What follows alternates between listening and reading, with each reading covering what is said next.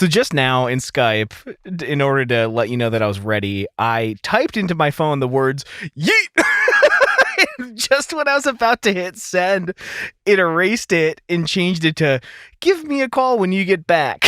Just like Skype trying to save me from myself. You're so chuggy, dude. Chuggy! I am. In my skinny jeans. Jesus Christ. Well, I'll say this. You and I have never just got on Skype and picked up the first call that came through for some reason. Oh my God. I know. And honestly, through the years, watching Skype fumble and lose to Zoom after a decade head start, I used to blame you. Now I'm just very maybe the app is just dreadful. Anyway, here we are. Whatever. Here we are. I don't even know why we use Skype. I mean, we should just call each other, but something was going on. Something was going on, but that was back in the day. I am just, I don't know, spiritually opposed to the idea of Zoom for a podcast. So here we are on Skype where we can never get in touch with each other.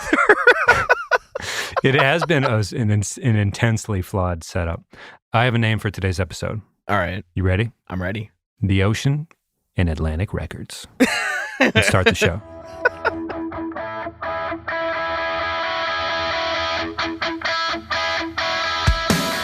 What is going on, everybody? I'm Tom. And I'm Pat.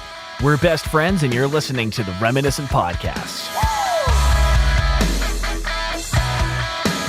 Ocean and Atlantic. Yeah, it feels crazy. Well, we're not talking about that album. I know. It feels crazy that we're not.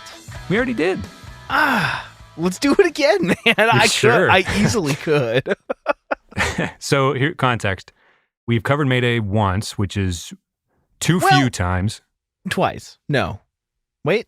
Twice. Yeah, we did a Jamie Lawlover episode. No, you're right. Still too few. We were desperate to ignore Story of the Year this week. We are running out of reasons to just fly right in the face of Chris Lukey and Patrick McDonough. At some point, we just will have to, because we'll have done plenty of other things. We were saved by Poker Prodigy and Dylan this week. Oh. They just, on the day of recording, a few days ago, happened to tweet us in our moment of need about a Mayday record that doesn't get talked about a lot, I would dare to say. Yeah. And based on the Spotify popular listens count, not a lot of other people are running back through it. But Tom, you said something in response to everybody. To call them a one-album wonder is a crime. And I'm curious to let you expand. We're going to talk about what? We're going to talk about the title track to Mayday Parade's sophomore album, Anywhere But Here.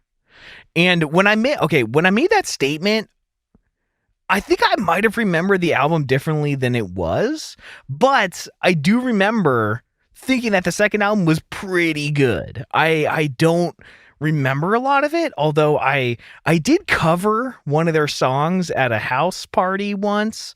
I don't think it went very well. Actually, it's super okay. So I did a little bit of solo stuff because I was interested in singing and playing acoustic around the time when I was playing drums for The Good Fight, and we played this girl Rachel's house, and I remember thinking this girl was so cute. So I asked to play an acoustic set, hoping to woo her, and me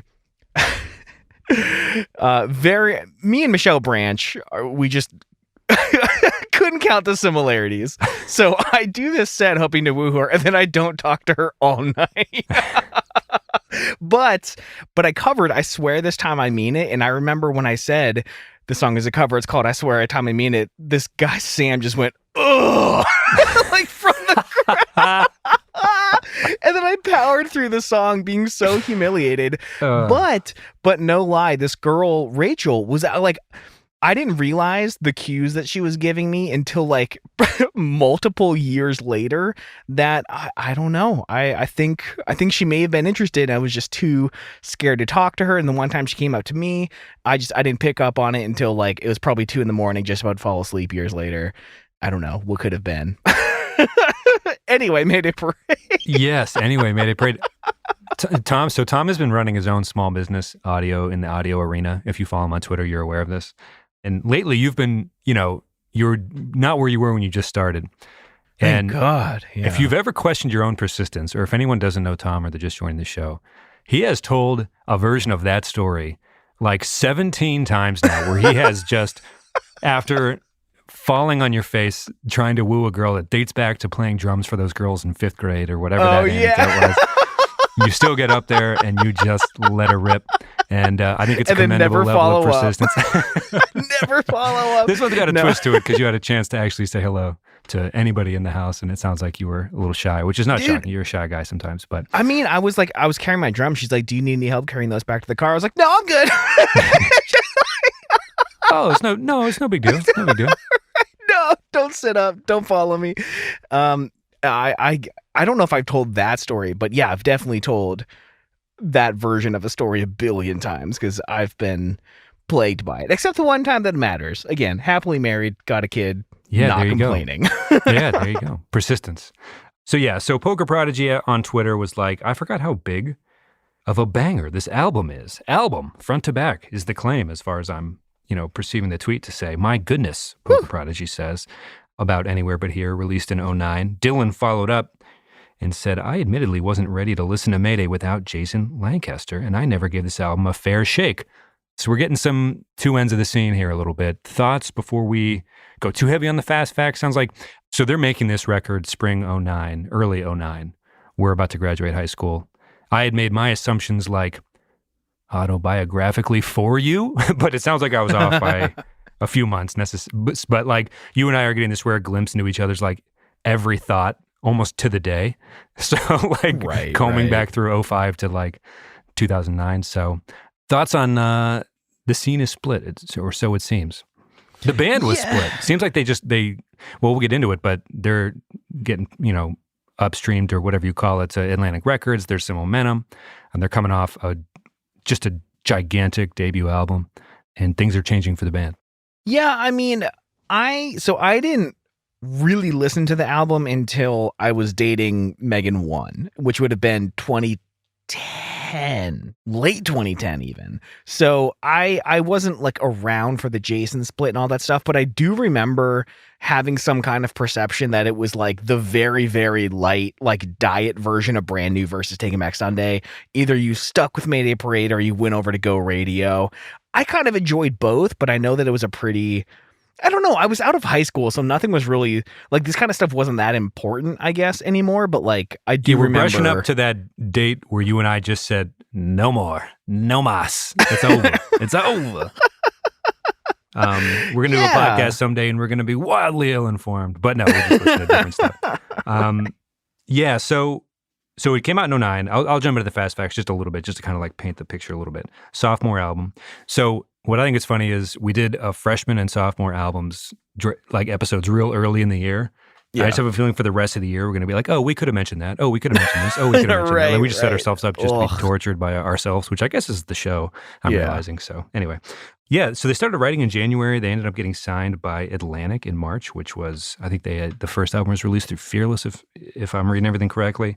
Went into the studio in March. On Wikipedia, it says 50 songs they entered the studio with.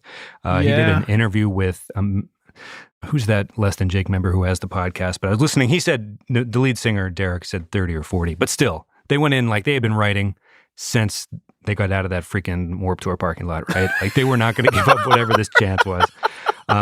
Anyway, they ended up whittling it down to 11. More on the process later. But yeah, vocalist / guitarist Jason Lancaster left in 2007, citing a lack of writing credit. Rift Which is crazy. How do you not? I don't know, man. How could you do that? Like, I don't even know any of the backstory, but I'm already siding with Jason right now. Like, how do you not credit your band member?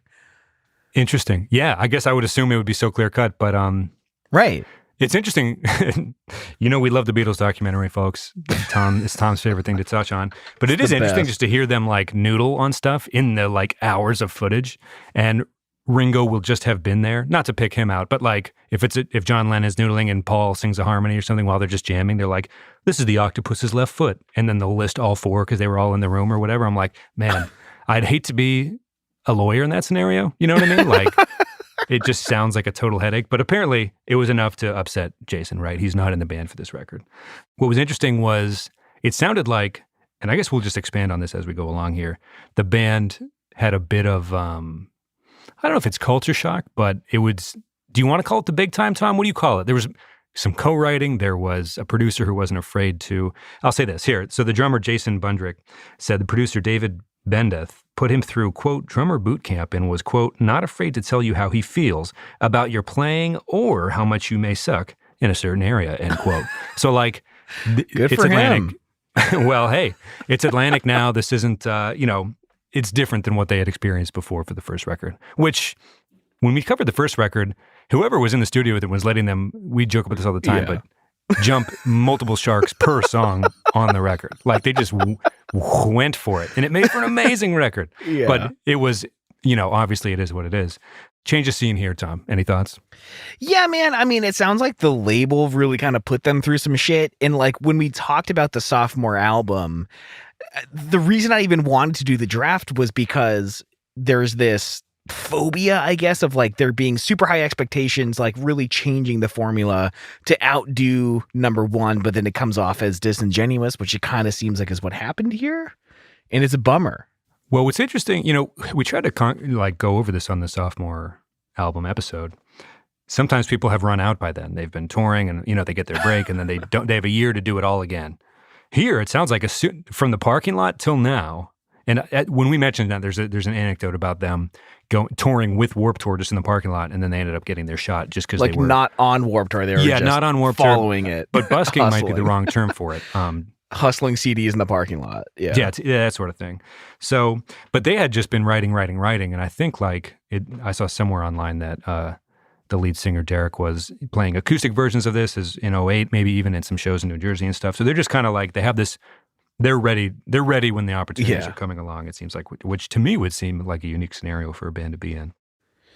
Yeah, I mean, they were hungry. It definitely seemed like. And I think, I don't know. I wish that they stayed on maybe a smaller record that allowed them to have more, ownership over their own artistic expression for this album. Because you can hear the influence of, like, other people. I guess we can get into that. We'll get into Sure. Well, I'm curious. I didn't want to bring up Cartel's Band in the Bubble because I don't know how close it is, but like bands with momentum heading in a direction meet the rest of the world. Yeah. And then things can happen, right? Like, I don't think those two things are on the same level because Cartel's trajectory was like, I don't know, a rocket ship heading to the moon or whatever. But it seemed like they were in the same headspace in that span where it was, they said, or Bundrick had said in some interview that they didn't want it to be too different from A Lesson in Romantics, except wanting to, quote, and this might be my favorite part of the whole Wikipedia page, make the heavy parts heavier and the sad parts more sad, end quote. Which, how? There's nowhere to go. Well, I don't know.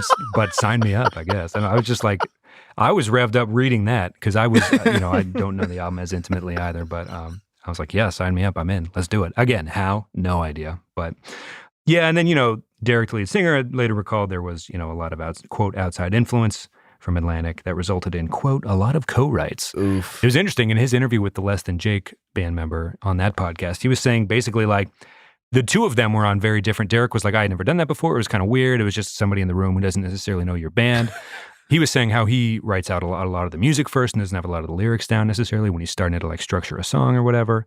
Whereas the interviewer in that particular podcast episode is basically saying like, oh, co-writing can be really fun and it can really open up a lot of things if you like are comfortable with the person. So you've had more being in a band experience than me. Like the writing process with different people can be so, I don't know. Well, I mean, co-writing, I'm sure could be super fun if it's like someone you look up to who you picked to do the song with, like, Taylor Swift wanting to work with Brendan Urie. I'm sure that was a fucking blast, regardless of what people say about the song. Spelling is fun.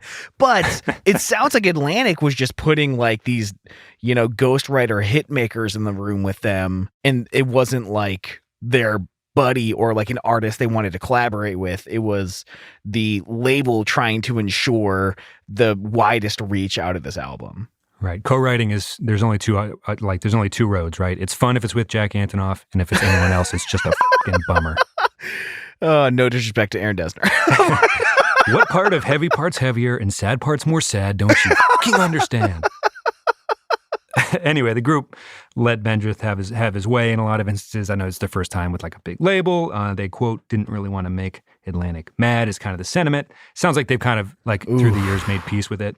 It sounds like it was kind of made me think of Weezer's relationship with Pinkerton. I watched some Weezer on the Memories tour. I know I come up with an excuse to talk about Weezer every week, but Rivers Cuomo and the whole band was so heartbroken when Pinkerton was just like bombed so hard after Blues success. But then 10, 20 years later, they go on these Memories tour, and the whole crowd is just belting every word to every song. It seems like they did a 10-year anniversary show for this record, and it kind of lifted their spirits and kind of like made peace in their minds possible for this record. Where that's like, good. It's like, our fans love this one, and we worked really hard on it. You know, we came to the studio prepared, and even though it was just kind of excruciating for us for kind of unique reasons, maybe not unique. It probably happens to a ton of bands, but that made it seem like, you know, the band was kind of like, okay, this is kind of nice, actually. I'm glad our fans at least can share this with us. Give me 1 second here, because I want to research who produced No Pads, No Helmets, Just Balls, because I remember they had a pretty tumultuous relationship with their producer, and they were on a big label, and they were just trying to, no, it's not the same guy. Well, the biggest hang up is like, was one of the quotes that is listed on the Wikipedia page where it's like, we just didn't feel like at the time the record was the best representation of the band or what the band wanted to do. Like, if you're in a room with someone who doesn't get you, or you don't feel like they do, it's hard to build up a lot of trust, I'd imagine. Well, and it's hard because, like, I'm sure they felt really indebted to the label of, like, bringing them into the big leagues, and they had to, like, repay them by just doing whatever they wanted, which is, like, I guess the definition of what people think selling out is. Yeah. Yeah. But here's the thing, Tom. Sad just thinking about it. Well, I know. Everyone pour some out. Take a minute. We're a Mayday Parade. Here's the thing, though. It debuted at number 31 on the Billboard 200. I know. Which we talk about everything all the time. I'm not even going to say the bands we say every week, the ones that were popular, blah, blah, blah. Let's just, in a vacuum, Mayday's so-called bummer sophomore album debuted at fucking 31 on the Billboard 200. Like, at this point, the Dr. Hot Topic has the machine running, like from top to bottom. It is just humming at this point if this album gets to 31, right? Like, to me, that's so good. Like, perspective really is everything.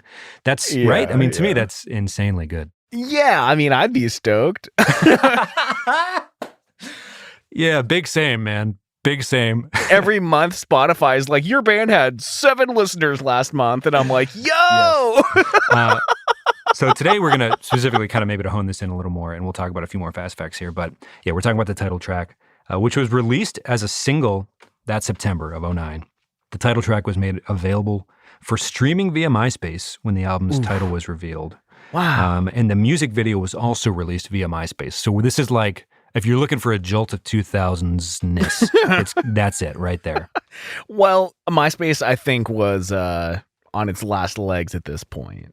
But still. You're not wrong, right? What? At this point, you probably would have gotten an invite from someone. I'm not sure Facebook was just colleges at this point, even this late in the game. I think in high school, everyone was even dabbling in that. But I could see why Atlantic would have been a few months behind that, right? And still doing these sorts of things. Sure. Which speaks to how big MySpace must have been, where it's like, hey, what's the marketing strategy for this? It's like, okay, we'll release everything on MySpace. It'll be great. Right. Tom might have even sold it by then, but let's not go too deep into the weeds there. Okay. Here's a glimpse. Horizontal scrolling, if you remember that. Jesus Christ. Yes, Jesus Christ, indeed. On MySpace, left and right, you mean? Yeah. I just remember people, like, it wasn't Zanga, but then it tried to be real quick after Tom sold it, so people started coding crazy shit. So, like, there was no, like, it even had developed a third dimension, I feel like. There'd be, like, snow globe shit and music everywhere and multiple effects. I'm just like, okay, somebody just took all the HTML they possibly could. It was like those nightmare AIM profiles that had links to nowhere. Or you'd, like, enter the dungeon of someone's brain through an AIM link-like profile. It was that, but coded in... I don't know, to see it in physical form. Were you a big Zanga person? Because MySpace just became super codable, I feel like, at some point, and then it died immediately. Because like you said, there was no right way to scroll on anyone's profile, I didn't feel like. No, I mean, I loved MySpace for the coding. I got, like, weirdly good at it. And I remember, like, pimpmyprofile.com. And to this day, if you go... So, Reminiscent, I don't manage it, but we have a SpaceHey profile. And...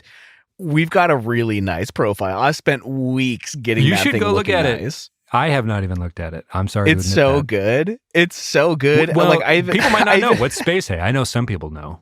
So it's this dude he's this German, like 20-year-old who he calls it a fan project, like an art project, where he rebuilt MySpace exactly as it was. And it's just called SpaceHey now. Nice. And it's incredible. It's really awesome. But no, like, I think after they sold it, I think like Justin Timberlake or some shit bought it. And like the scrolling was from right to left. I don't know what was. They were just desperate. They were flailing. Not his character in The Social Network, actually, Justin Timberlake. I could be super fucking wrong. I probably am. But he's just really, that's just such a good movie. He's it. locked in. Oh, is he? Mark! Okay, anyway, some tours they were doing that year just to put, part of my favorite part of this show is, you guys tweeting us at _reminiscent FM on Twitter every week to be like, oh, I was at that show. Anyway, in July and August of 2009, they went on a U.S. tour with Metro Station. And then in September, they embarked on the AP Fall Ball Tour alongside, Tom, drumroll, The Academy Is, Set Your Goals, The Secret Handshake, and You Me at 6. What? Set your goals? I love it. That's a crazy lineup. The Secret Handshake, just doing the Skilo cover as many times as possible in the set. Actually, my wife has a picture of her with Secret Handshake. She was like really into 303 and some of that electronica late scene emo stuff. She was neon scene AF. And better at understanding early scene stuff than me too. So I know. Like, honestly, she should just host the show. Yeah, our wives should do the show. I think that's something that's a come to Jesus moment we have every week. Here's an interesting thing for the music video we're not talking about today, if you'll indulge me real quick, Tom. Sure. Okay, a little more dissent between them and the label, maybe, even though I don't know how much the label had to say about the Kids in Love video, which was released in 2010. The video apparently featured a graphic depiction of a group of people on a road trip through the desert, taking drugs and engaging in various sexual acts, streaking through a desert, according to as the story goes on Wikipedia, right? The lead singer, Derek Sanders, explained that the band wanted to do something different from their previous videos, which, as we've talked about on the show, have nothing to do with each other. And in any way, not that they should, but there's the Vegas Jamie all over one. And then there's the When I Get Home, You're So Dead. They're just wrecking a city, apocalyptic, like hoods up. Like, who are we? There's no rules. Okay. So apparently they then did this thing, and it was so explicit that it got taken down from, I don't know if they released that one on MySpace too or whatever. But upon seeing the plot, the group apparently was really excited and thought it was really cool. However, when they saw the final version, they were, quote, pretty shocked and found it to be more explicit than intended. So I watched the video and it had potential to just be like, oh, we're these fun kids, no rules, we're on a road trip. Like, I don't know, almost like the Great Escape video where it's just like, we're just kids and we're going to do our thing. But spaghetti. The video, so much spaghetti. And I don't think that the video was that explicit. I mean, they definitely had there were naked people running through the desert and the ocean. Like, fine, whatever. Naked bodies are not evil. But they made the band members seem like a bunch of shitbags, just no respect for anyone or anything, and slapping each other until they bled. It made them seem like, I don't know, total dirtbags. And I think that was worse than how explicit it was. It's interesting that a version of them could come off on camera like that in the shoot. It sounds like the love interest on some of the songs on this record that Derek had, and he talks about this in, whatever interviews about this album. He mentions that the parents of the girl he was seeing at the time, supremely disapproved of just him in general as a concept for a person. So I wonder if there was a little pent up, something that maybe he only was acting like that a fourth of the time on set, and then the editor can make it look like whatever they want to. But it is interesting that that side of the band was even on tape that day. Right, and again, the director can ask them to do a million takes and take the nastiest stuff, obviously. But it's just interesting because he's on the record as saying, obviously the parents of his girlfriend at the time weren't thrilled about the long-haired, scrubby lead singer boyfriend of this band that he swears is going to make it. Although at this rate, he had made it. He's so. Ron Atlantic. Now let's talk about the real video here for Anywhere But Here, which released on MySpace and never put on YouTube, apparently. Because this is a terribly hard music video to find. Yeah, what the f***, dude? You can only find it on Facebook, but you can find it on Facebook in 9 different languages. So it's the most accessible, inaccessible video I've probably ever seen online. And while we're at it, can I just say how much of a dog shit video platform Facebook is? Sure, pile on. I'm not going to sit here and defend Meta. Like, I think, no, I'll gladly dump away. I am hardwired to fiber optic internet, 1 gig up, 1 gig down. I had to wait 2.5 minutes for this video to load on Facebook. And unless this thing is like 5 terabytes, which I know it's not because it's 480p at best, there's no excuse for that. And also, while I'm at it, I got a 10-second unskippable ad and I clicked over to the dock to start taking notes. And when I clicked off of the Facebook window, the ad paused. So you have to be clicked onto the Facebook window in order for the ad to continue going. So it demands your attention in order to watch the fucking video. Like, my blood was fucking boiling at this point, dude. I was so pissed. The only thing I could think of when you were describing your internet is we were setting up for the show and you were like, oh, what iPhone do you have? I'm like, I don't really know. Like, we cannot be any more different. Yes, we are at the point of the show's marriage where it's just like we're aware of where we differ very distinctly, and we just kind of skate around it, and we understand and accept each other for each other's perceived flaws and everything. It's like, but yeah, I really don't. Anyway, that sounds like good internet. I think the point you're making is clearly that the internet's very good. But Facebook fucking sucks. Oh, for sure. Oh, for sure. For sure, though. Hey everyone, I hope you're enjoying the episode, but please allow me just a minute here to break in and thank our top tier Patreon supporters, our Council of Elders. In this group, we have Johnny Leftwich, Jason Carey, Anonymous, Chris Lukey, Nathan Eshelman, Drew Edwards, Carrie Sanchez, Melanie, Devin Booz, Reed Gober, and Cora Lusty. Thank you all so much for supporting the show. It truly means the world to us. And thank you to everyone who supports the show in Patreon. If you'd like to check it out for yourself, you can head to patreon.com/reminiscent. We offer 3 different tiers with different perks and exclusive content in each of them. And we're really just trying to have a good time there and give back as much as we can because you all have given us so much and can't tell you enough how much we appreciate it. Again, that's patreon.com/reminiscent. Thank you all so much, and back to the show. Derek is coming out of a building. Okay, this is the music video. Anywhere but here. He wants to be anywhere but that building. I'm not an art, I didn't study art history or anything, Tom, but I think, he wants to be anywhere but there. He's loosening his tie. We cut to a girl walking through a field, and let's just stop right there. Because he's trying to be anywhere but there. Several layers in this video of relaxation that he's attempting. The first one is this. He loosens his tie. Thoughts, Tom, loosening your tie is a way to unwind. To be honest with you, I don't think I've bought a dress shirt in so long that I don't even think the neck would close at this point. So that tie's not getting tied up all the way in the first place. Fair enough. So I live in relaxation with that tie half undone. People watch Mad Men and we're like, man, what if we were that type of thing? But I'm not sure this is the era of work in general where anyone's walking out oh God, I need some liquor and adultery fast.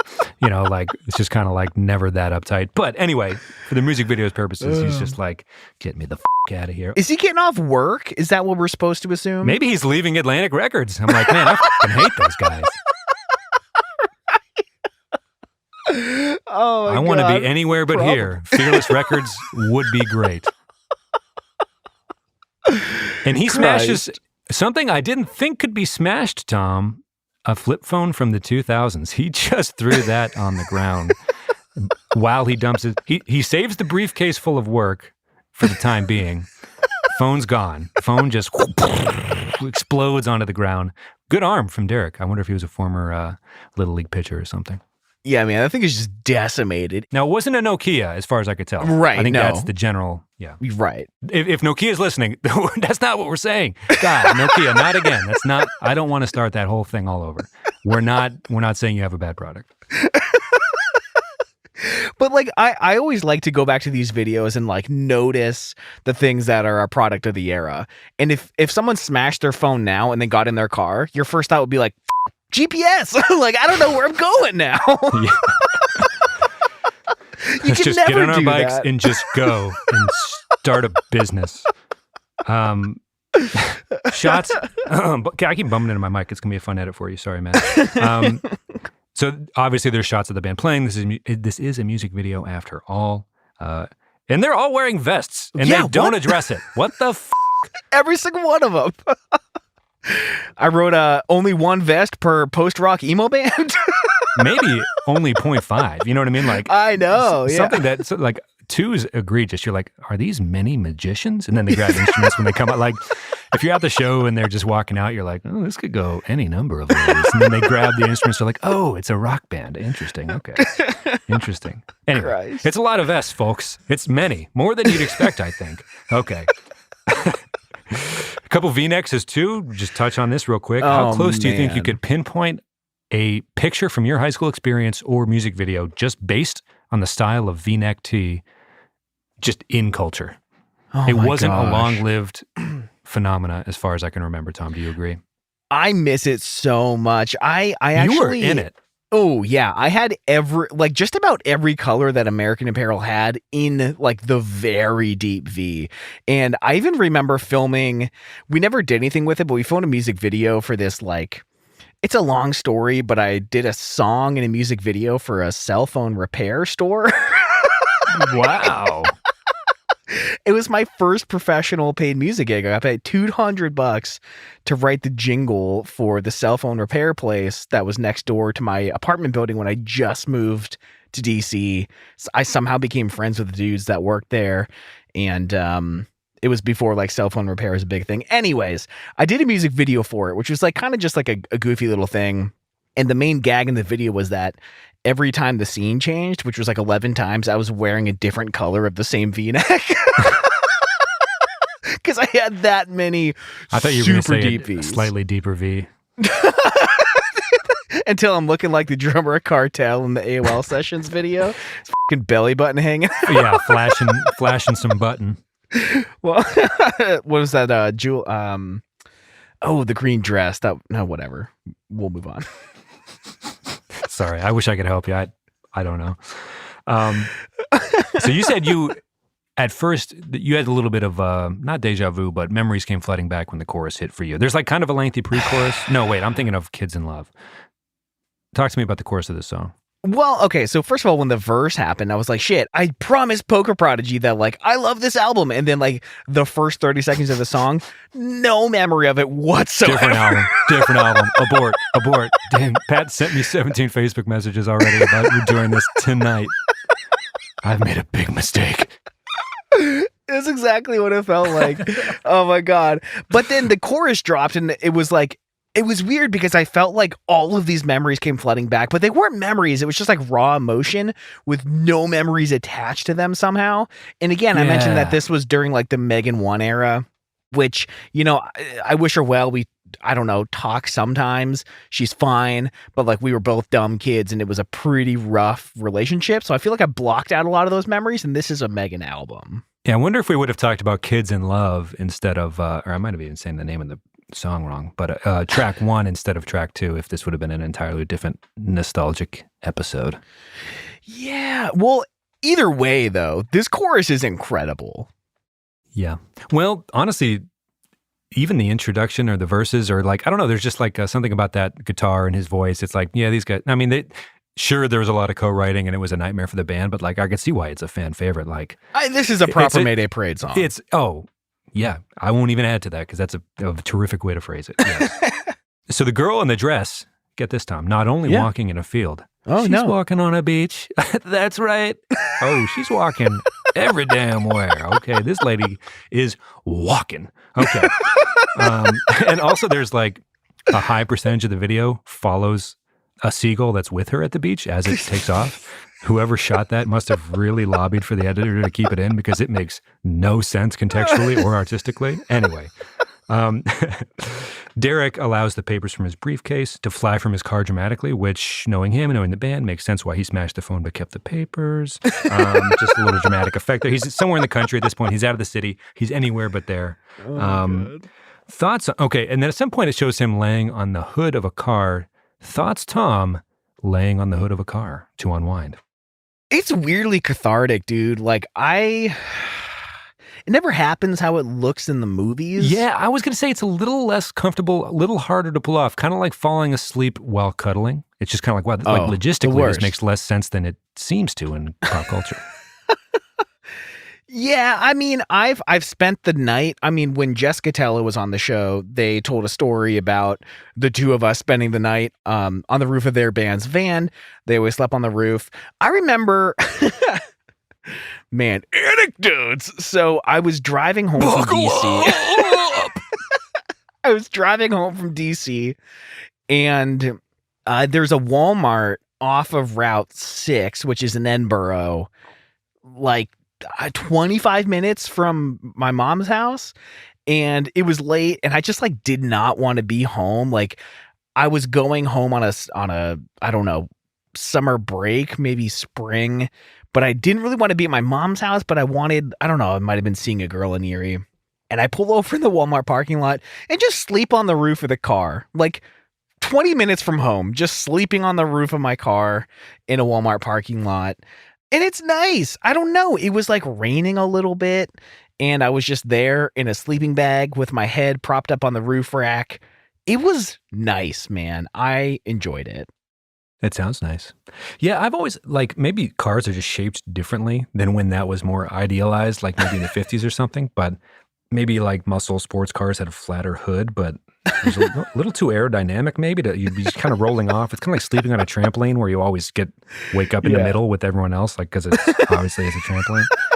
But on the hood of a car, you're always just kind of like, I'm rolling off always. This is the worst. I'm less relaxed than I would have been in any other sitting position. But I'd probably be in the car, right? Contemplating, not on top of it. But it's a nice thought, just looking up at the stars. In some movies, they're at a airfield, which is, as everyone who lives in America knows, very readily accessible. You can just drive right on up there. I kid. Okay. We finally see the face of the girl. And I'm just going to say it. This is like 4 different music videos at once. There's a girl walking through nature for the longest time. And then we finally get to meet her. She never is in the same shot with Derek the entire time. But he ends up in the field where... I think there's a reason. Oh, there is? Maybe. Oh, well, I'll continue. He's in the field she was in, I guess, but he just lays there too. Thoughts, Tom, on laying in a field to unwind? Just missed her. Just missed her, man. But we get some more wardrobe. Well, I am serious, though. Thoughts, Tom, on laying in a field to unwind? Because there's 3 levels of unwinding: loosening the tie, laying on the car, laying in a field. I'd say laying in a field probably wins.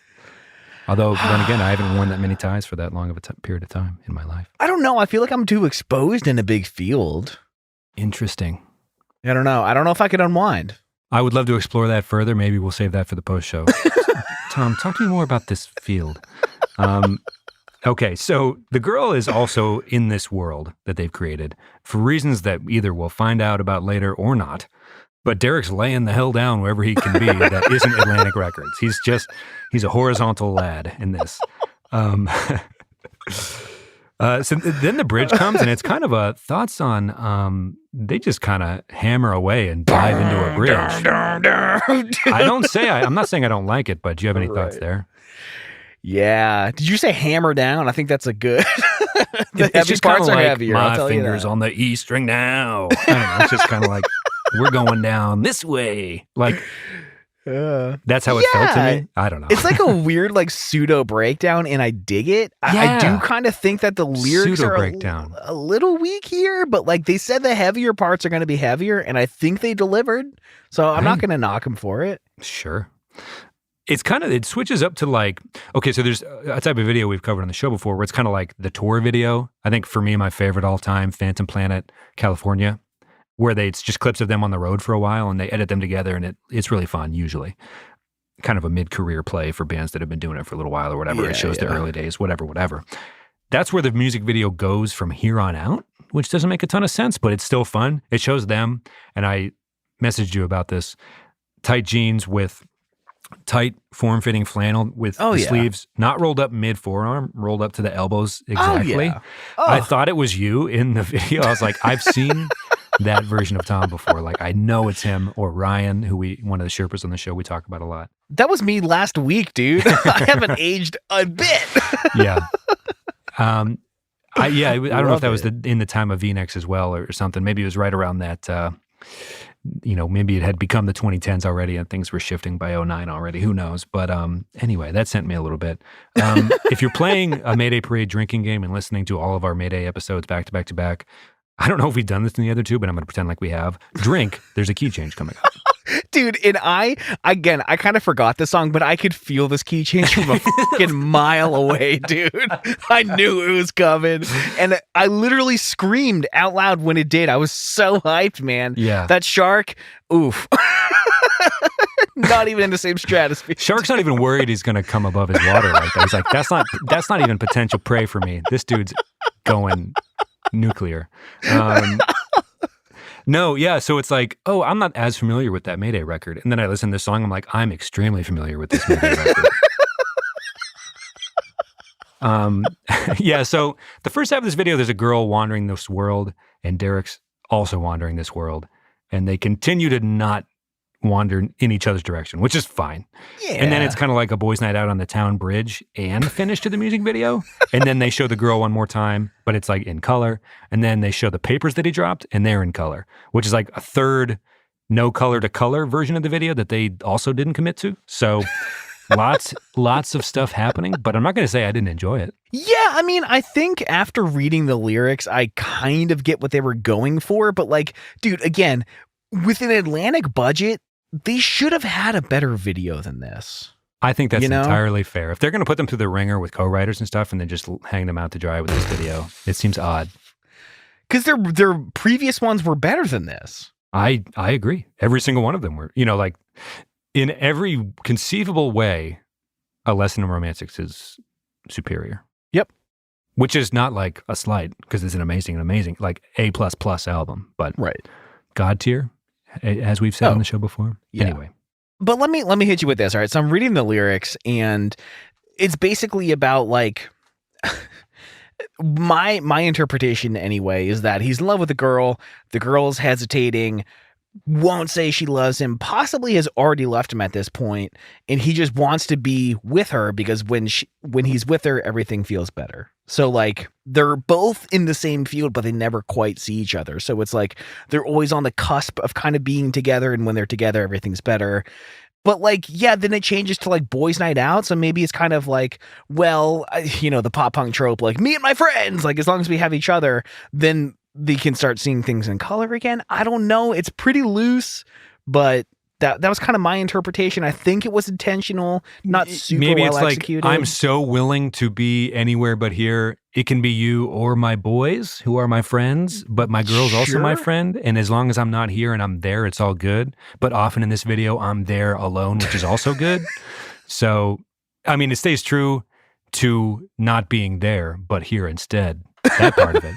But in the song, it's pretty closely like, hey, love interest, I'm boy A, you're girl A. Right. Take me to point B, which we talk about. I don't know if it helps or doesn't help on the show too much, but they don't address that in the video a ton, but you don't have to necessarily. Yeah, I mean, again, no one's watching this video on fucking Facebook Watch anyway. So,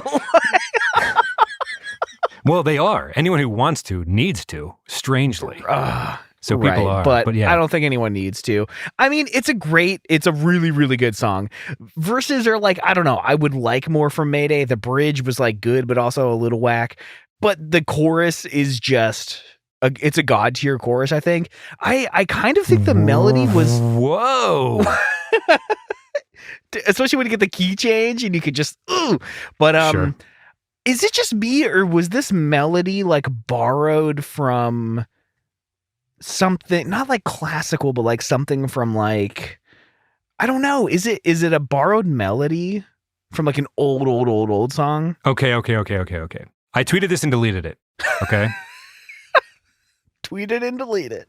Which I do daily 2 or 3 times. If you follow us on Twitter, there's a chance you've been victimized by this. So a long time ago I think it was Taste of Ink and some Stained song, where it turns out Taste of Ink came out first, but the melodies are extremely similar. And I tweeted a video of me just filming the music videos, going from tab to tab, essentially to upset Nathan and Adrian, which worked. I started a thread with that tweet from like months ago with a clip of me tweeting, but it's not this song. It's Kids in Love, I think. Okay. And it sounds a lot like Shape of My Heart by Backstreet Boys. But it wasn't this one, so I don't feel like it's fair to talk about it in that way. Well, and it's also not that close. I don't know. I thought it was like a weird nursery rhyme or something. I don't really know. I feel maybe someone can hit us up on Twitter @_reminiscent_FM. So you mean, oh, sorry. Yeah, my mind went to the one that because I was listening to the album a little bit today and that's what jumped to mind. But yeah, okay. I can't say I heard anything, but that doesn't mean anything at all. But gotcha. All right. When you're talking about the title track specifically. Yes. Yeah. Yeah. Hit us up @_reminiscent. Well, Tom just said it, so I'm not even going to finish. You got a song of the week? I do, actually. I think last week I said, I realized I've been listening to a lot of Doja Cat. Sure. So I'm going to keep saying Doja Cat songs because, yeah, You Right featuring The Weeknd. Awesome. I'm still on Niar Friends, Niar Frenzu.